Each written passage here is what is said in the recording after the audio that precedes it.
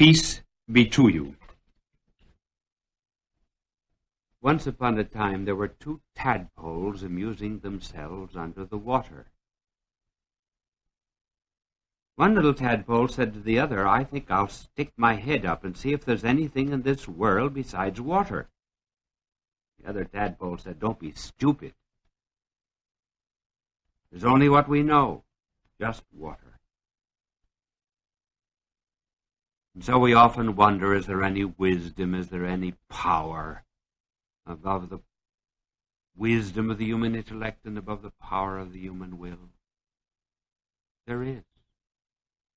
And that's what we're going to talk about. As there's something else in the world besides water, there's something else in the world besides human nature, our poor, weak human nature. And that is grace. Grace is not the name of a girl. Grace is this higher wisdom, higher power that can come to us. It really is not a very good name, because it just means gratis. It merely means that it is free. We cannot merit it in a strict sense. But it appears repeatedly in the New Testament. In the Greek, its name is charis. And it is to be counted about 150 times. Now, if there is another life above the purely natural or the human, then it is possible for every Christian to lead a double life. Yes, a real double life. Natural life, a divine life. A human life, a spiritual life. Somewhere in the book of the Apocalypse we read, "You call yourselves living, and yet you are dead." That means you are biologically alive, but you are spiritually dead. We are constantly bumping up against walking corpses on the street. They seem to be alive. Their body, their soul is dead. As the life of the body is the soul, so the life of the soul is grace, or the partaking of the divine life. Now, before we come to an understanding of what this divine life is and where it comes from, let us picture a 3-story house. It has a cellar, a first floor, and a second floor. The cellar, always a kind of a dark place where there is thrown a lot of refuse. First floor is fairly comfortable, and the second floor is magnificent. Now, these 3 stories correspond to the 3 kinds of lives that men may lead. The cellar corresponds to the life of the senses and emotions, food, drink, carnal pleasures, and the like. I'm not saying these things are wrong. It just merely is a form of culture. It is what has been called by the great Harvard professor Sorokin the sensate culture. He says that is the culture of our time, incidentally. Now, on the first floor, which is far more noble, we might call the floor of reason, of science, of art, of humanism, of culture. Namely, all the things that make life really refined. But that's not all. There is another story. And that's the floor of grace, where there is a higher intellect, stronger will, new powers, new love. Now there are some people who live in the cellar who say, well, I'm satisfied here. They are the kind of spiritual dropouts. They refuse to walk up to the first floor and to enjoy those cultural pursuits which give man so much joy. And then there are those who live in the first floor of humanism and reason and science and art who say, well, in order to get up to that top floor, I have to walk, don't I? I have to put forth a little effort. I refuse to do that. Why, when I play golf, I always go around the golf course on an electric cart. I'm satisfied.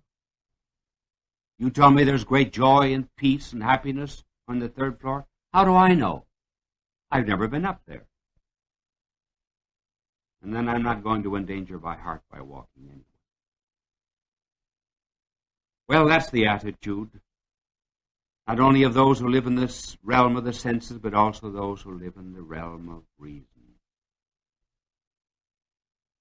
You know, the tragedy of life is not so much what people suffer. It's what they miss. That's the great sadness.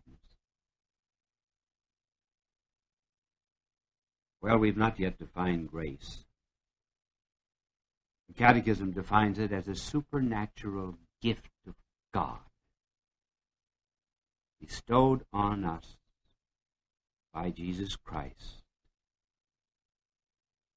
to save us. We will take out one word, supernatural. Well, the supernatural means the third floor in relationship to the second and the first. But it needs still a more of an explanation.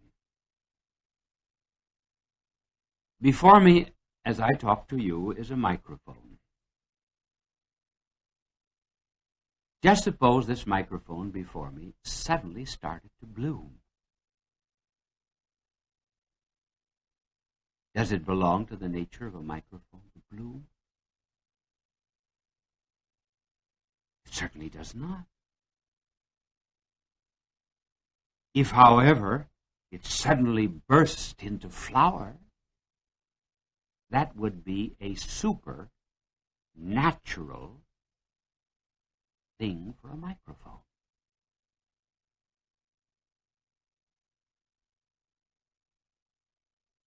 Let us take another example. As I am talking to you, I am in my study. I have always arranged my study so that I look into my chapel. That is in order that I may study and work in the presence of our Lord in the Blessed Sacrament. On the altar of my chapel, there are flowers. Now suppose some of the flowers on the altar suddenly began to walk on their stems. And they walked out through our little chapel, and they came here into my study, and those flowers stood before me, and each one of their little petals bowed down and saluted me. Does the power of movement belong to a flower? It certainly does not. This gift, for it would be a gift, note, exceeds the nature and the power and the needs of a flower. In other words, it would be a supernatural gift. Now, there's no dog here, but I used to have a dog, incidentally, and I used to teach the dog to fast. If I would hold out a piece of meat before the dog and say it was Lent, the dog would not touch it until I said Easter. Well, it took a long time to get that into the dog. That was not a supernatural act for a dog. But suppose any dog came into me as I am talking to you now, and the dog listened to me for a moment, and he would suddenly say, you missed a good point there. You should have quoted the Prima Secunda of St. Thomas at this point. And I think, too, if you had brought in this quotation from Shakespeare, it would have helped you very much. Does it belong to the nature of a dog to speak and to reason? This exceeds the nature and the power and the needs of a dog. And therefore, if it ever did that, it would be a supernatural act for a dog. Now let's come to man. Every man is a creature of God. He's a creature of God because he has been made. Suppose I suddenly became a child of God, so that not just the life of my parents,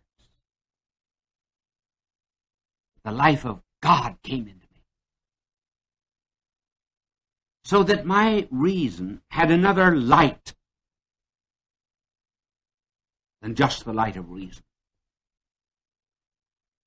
and my will had other powers than just my poor, weak human will.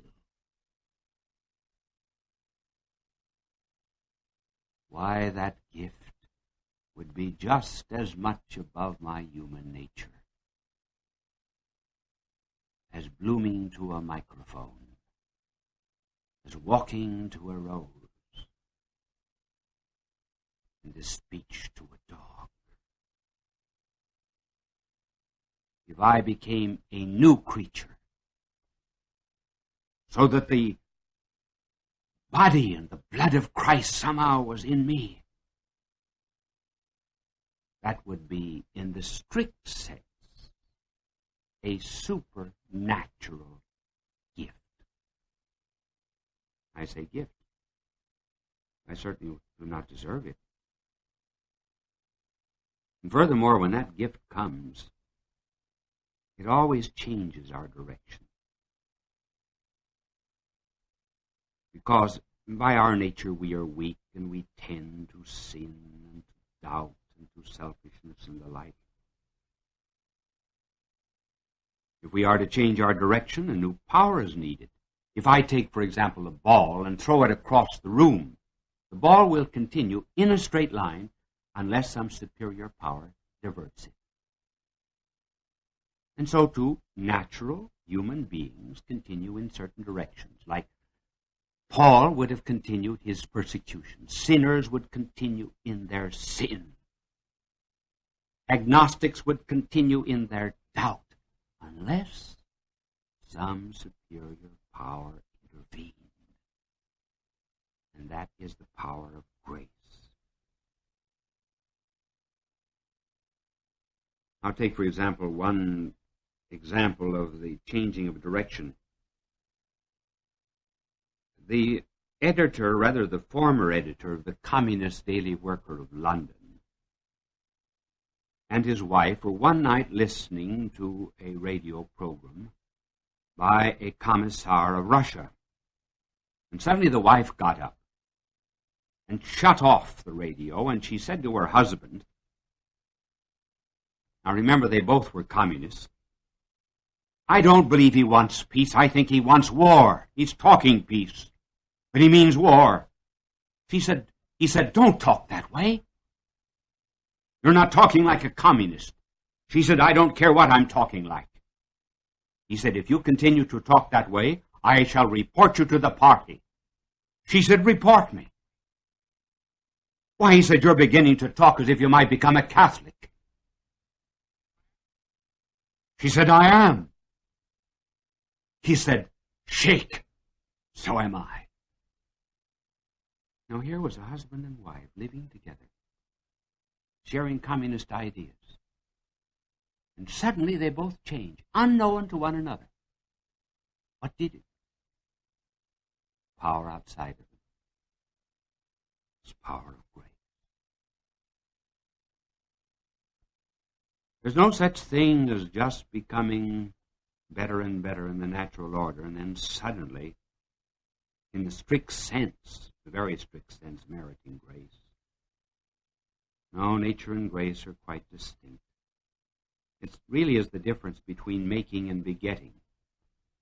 When you make anything, you make something that is unlike you. For example, you make a table. The table does not share your nature. When parents beget a child, they beget something like themselves. Now, when God made us, God was our creator. But when he begets us as creatures, no, when he begets us rather as children, then he's not just our creator. Then he is our Father. And when grace comes into us, as our blessed Lord said, the same sap that passes through the branches passes through the vine, and the same sap in the vine passes through the branches. In other words, we begin to share the nature of our blessed Lord. So that he pours out his nature upon us. St. John said, of his fullness we have all received. When we respond to grace, then we become, well, something like a pencil in the hand. Pencil in the hand, as long as it is directed by the hand, will do anything the hand wants. And we are the instruments of God, and we obey his will just as the pencil obeys the will of the hand. When there is total obedience, that means sanctity. That's what a saint is. A saint is one who is as available to God as a pencil is to my hand. Now, what does grace do to our human nature? Well, first of all, it makes the body a temple of God. That is one of the reasons for purity. What is a temple? A temple is a place where God dwells. Remember when our blessed Lord went into the temple of Jerusalem, and the Pharisees asked for a sign, our blessed Lord said, destroy this temple, and in 3 days I will rebuild it. He was not speaking of that earthly temple. He was speaking of the temple of his body, because in that human nature of Christ, God dwelt. Now, by participation of that divine life, he dwells in us. Now, that's why the body is sacred. That's why we have reverence for it. The body is not a worm, something vile. It's his temple. One day it will be glorified too. But the principal effects of grace are in the intellect and in the will. Now, the intellect is that faculty of ours by which we know. The will is that faculty by which we choose. The object of the intellect or reason is truth. The object of the will is goodness or love. When grace comes into the intellect, it comes as a kind of a light. It is rather difficult to describe what it does to the human mind. Well, picture sunlight shining through a stained glass window. Notice how it is diffused and brings out all of the colors. Well, that's what grace does to the intellect. It gives it a new vision. Faith then becomes to reason something like the telescope is to the eye. It does not destroy the eye. It just perfects it. And when faith gets into us, it gives us a new certitude, quite beyond reason. All that you get in these instructions and records of mine are merely motives of credibility. But I do not give you certitude.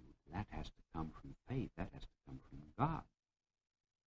That is why our blessed Lord said to Peter, "Flesh and blood hath not revealed this to thee, but my Father who is in heaven." And the certitude that comes from faith is so great that nothing can destroy it. As a matter of fact, the certitude that comes from faith is greater than the reasons for faith. That's because the light comes from God. We often have many certitudes that are stronger than the reasons we can give. For example, if we were challenged all of a sudden to prove that we were legitimate children, it might be rather difficult.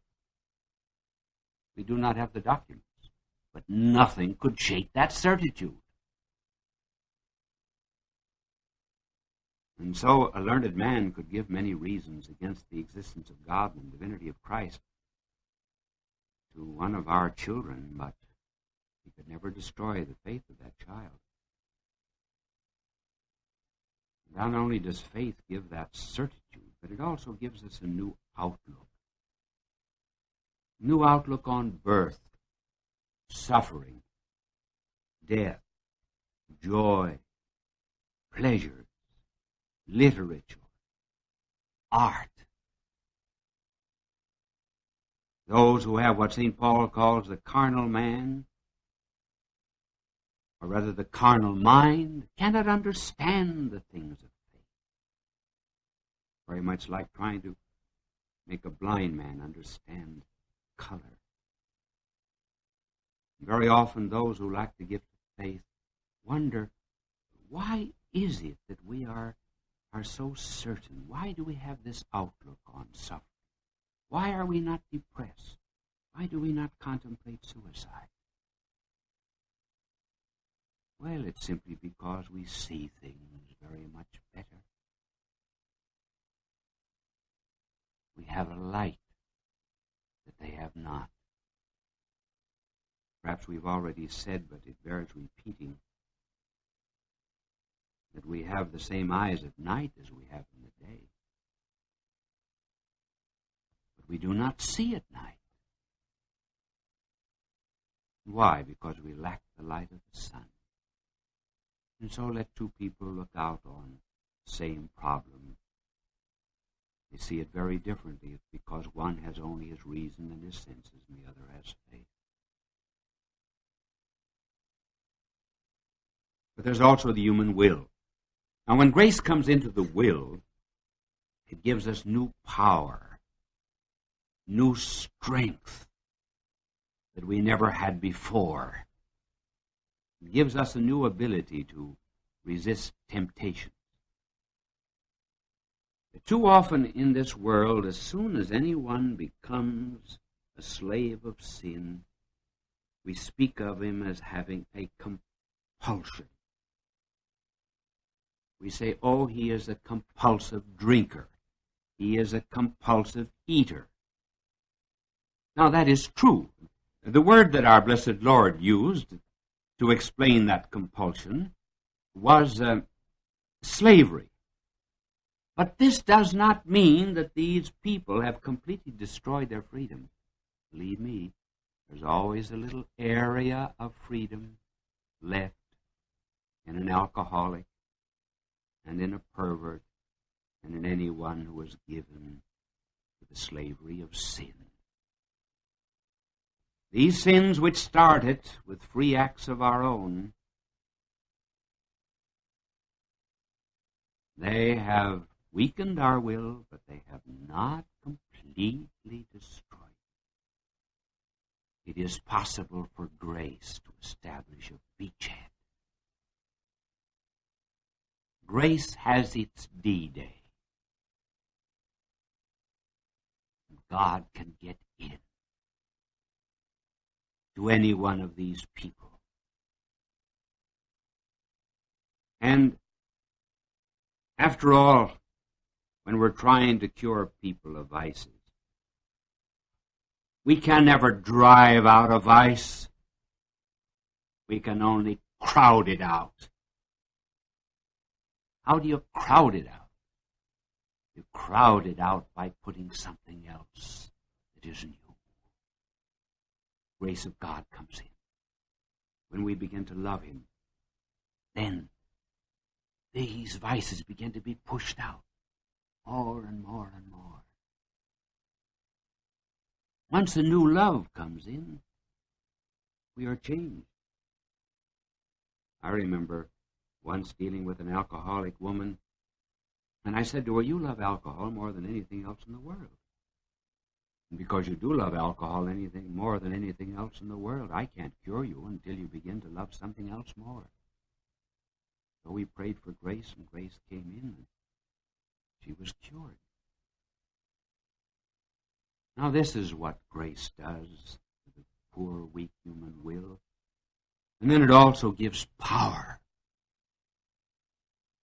so that we influence others. Now, if there's any influence, for example, in these words of mine, you may have been listening to these records for many hours. If I have any influence on you, if I have changed you, it is not because of any knowledge that I possess, and not because of any power I possess. If I have any influence on you, it's because the Spirit and the grace of God are working on you. My words are nothing. Of course, I did not begin these instructions without a prayer that the Spirit and the grace of God might give me strength. But if at any time you are changed, do not say, "Oh, Bishop Sheen, we're so grateful to you." Bishop Sheen did nothing. I am only the poor instrument of the good Lord. That's all. A very poor one. So if you are changed, there's the difference now between your nature and grace. Because before grace comes, you act in your own way. After you receive grace, you act in His way. That's the difference. Your conscience becomes quickened. And what before was so very precious to you now seems as nothing. And what before seemed as so much dross, now to you is precious. That's grace. Grace is that supernatural power that illumines your mind to see things above reason. It's that supernatural power which strengthens your will to do things which before you could not do. It changes you from a creature into a child of God. And most of all, it enables you to call God